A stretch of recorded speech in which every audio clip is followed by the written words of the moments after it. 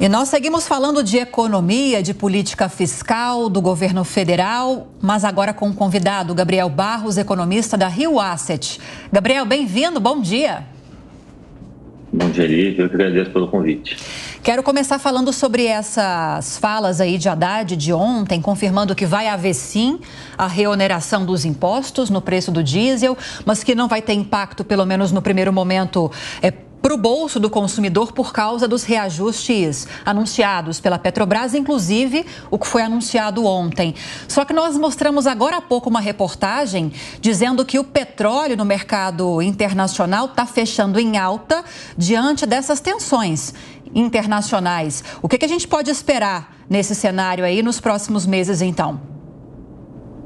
O Brasil está sendo ajudado, né? Por enquanto, pelo cenário internacional, o preço do petróleo recuou muito. E o câmbio também ajudou muito a segurar esse preço do petróleo, que é esse reajuste da Petrobras. Então, o Brasil teve sorte por conta desse cenário internacional. Mas, por conta dos conflitos geopolíticos, isso pode mudar. Como você falou, as tensões no Mar Vermelho estão cada vez maiores e pode acabar com essa sorte que o governo está tendo em função do cenário internacional. Se isso continuar, se essa tensão geopolítica, que só se agrava, né, se a gente for fazer uma retrospectiva desde o conflito entre a Rússia e a Ucrânia, a gente está vendo praticamente novos conflitos com uma recorrência muito alta.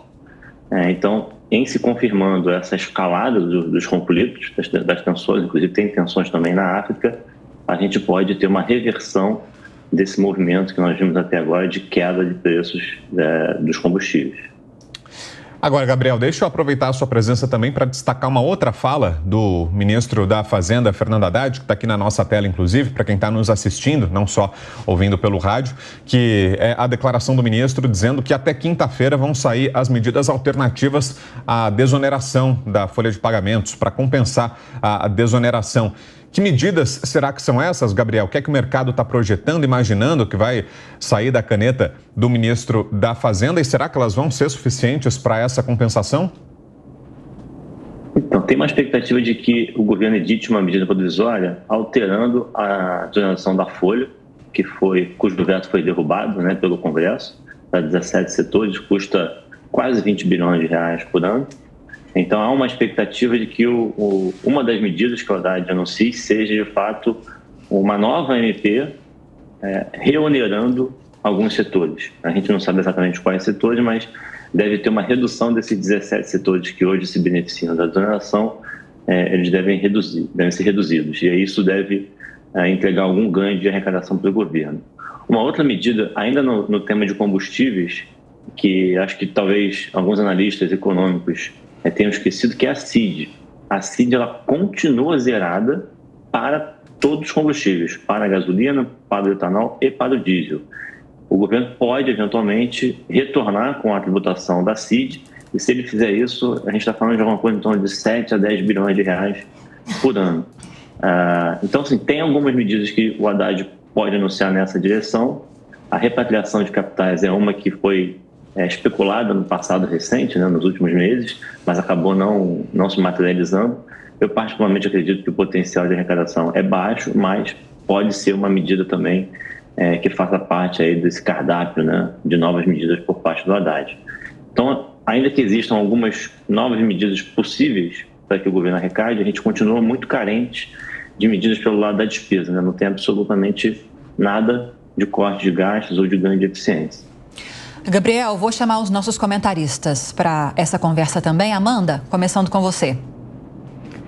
Oi, Gabriel, bom dia. A gente conversa tanto que acho que você já leu minha mente, porque eu ia perguntar mesmo, pelo lado das despesas, quais medidas específicas você citaria? E também mais uma pergunta, já que é final de ano, a gente está acostumado a fazer balanço da vida, das conquistas, do que está por vir. A mesma coisa em relação ao governo. Esse primeiro ano de 2023, claro, do lado econômico, na parte econômica, e 2024, quais serão os grandes desafios de Haddad, né? Aí eu cito a meta de déficit zero e também se o arcabouço fiscal vai cumprir o seu objetivo, se ele vai parar de pé efetivamente, se será o ano de teste para o arcabouço fiscal. Tá, sempre bom falar com a Amanda. Então, pelo lado das despesas, infelizmente o governo até agora não anunciou nenhuma medida. esse é o grande ponto fraco do arcabouço, né, do plano de voo macroeconômico, macrofiscal do governo, justamente porque, pelo lado da receita, em algum momento, o governo vai exaurir, né, vão acabar as medidas de arrecadação. O governo não consegue, de forma indefinida, anunciar surpresas pelo lado da receita. Vai chegar um momento em que não vai ter mais o que aumentar de impostos, né, ou eventualmente uma receita extraordinária ajudar. É por isso que a gente sempre fala muito do lado do gasto, que ainda oferece um espaço bastante grande de economia de recursos.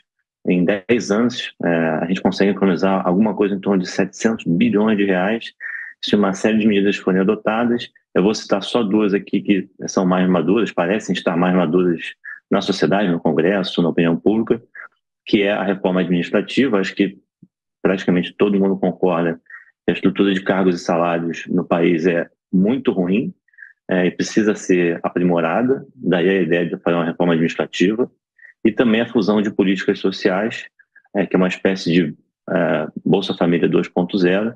A gente tem muita política social que é executada de forma descentralizada no varejo. Isso gera uma ineficiência gigantesca, dá para economizar muito recurso com isso. Então, só essas duas medidas a gente já consegue economizar bastante recurso e aí entregaria um arcabouço mais firme, mais sólido do que o que a gente tem hoje.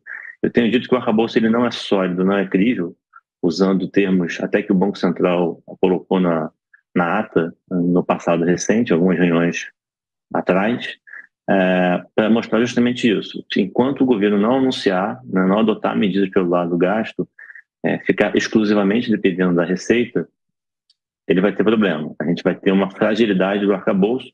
Quando é que a hora da verdade vai chegar? Quando o cenário internacional virar.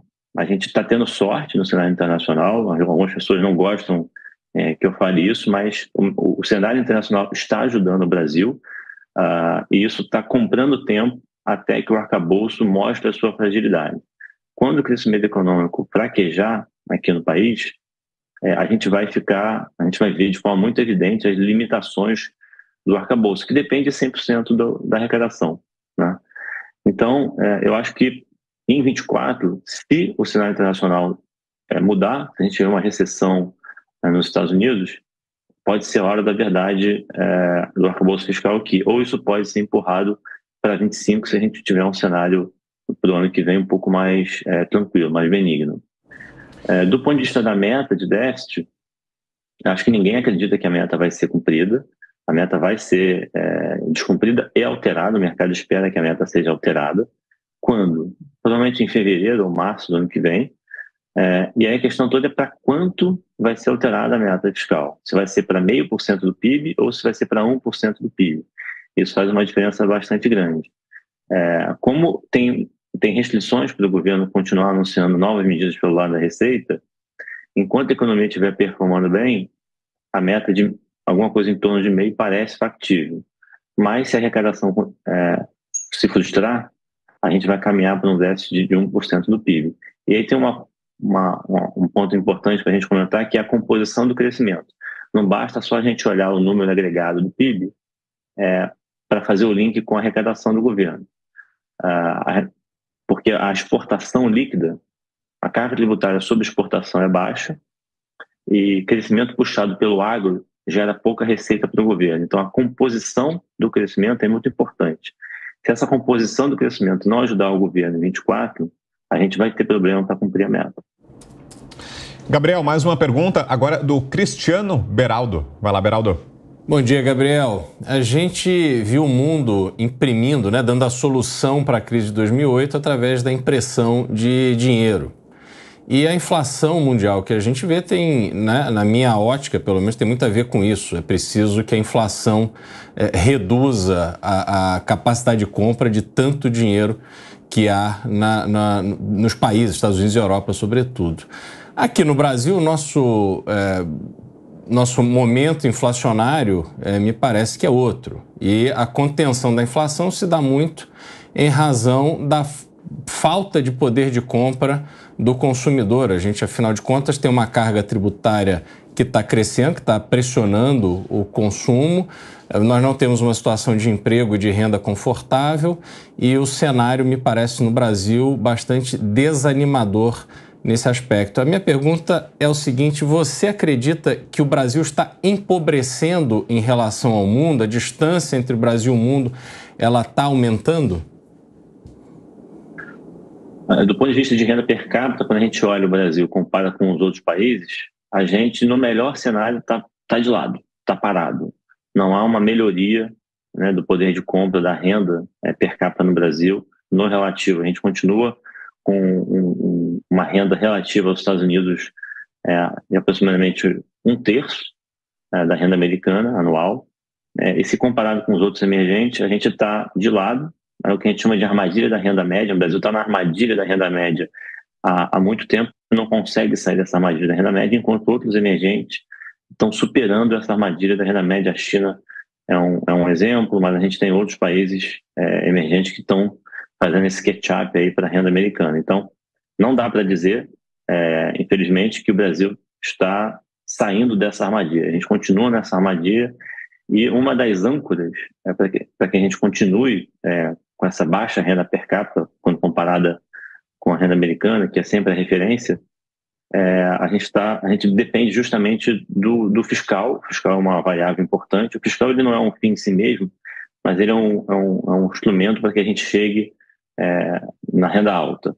País que tem déficit alto, dívida alta e aí percepção de risco fiscal elevado, que se reflete no custo de rolagem da dívida, né, na taxa de juros, dificilmente vai conseguir fazer esse catch-up, essa convergência para país de renda alta. Então, o fiscal ele é o calcanhar de Aquiles, a gente precisa resolver o fiscal, daí a gente tem uma composição de mais qualidade para o plano que está apresentado, que hoje depende exclusivamente pelo lado da arrecadação. A desinflação que a gente teve no curto prazo, né, no Brasil, ela, de novo, vou ter que fazer referência ao cenário internacional. Ela é uma desinflação global de alimentos e energia. Se a gente for olhar a inflação nos Estados Unidos, por exemplo, o que está acontecendo? A inflação de alimentação e de energia também está super baixa. Então, essa desinflação que nós estamos vendo, ela é global, ela contaminou, né, o IPCA aqui. O IPCA teve uma desaceleração por conta de alimentos e energia, mas o que interessa para o Banco Central tomar a decisão de corte de juros é, de fato, o núcleo de inflação, né? A desinflação de alimentos e energia, ela ajuda, mas ela não é suficiente para que o Banco Central acelere e corte para 75 pontos. Então, a gente está tendo um período no curto prazo positivo, mas as tensões geopolíticas podem eventualmente desorganizar essas cadeias globais de valor e gerar um spike, né, um aumento dessa inflação. Então, o quadro geral é que a gente está surfando uma melhora do cenário internacional, mas os desafios estruturais de longo prazo continuam presentes. Conversamos com o Gabriel Barros, economista da Rio Asset. A gente vai seguir acompanhando essas previsões e projeções e essas cobranças, né, Gabriel, por uma política fiscal que realmente responda às necessidades da economia brasileira e mundial. Te agradeço a entrevista e até a próxima. Bom dia. Bom dia, até a próxima.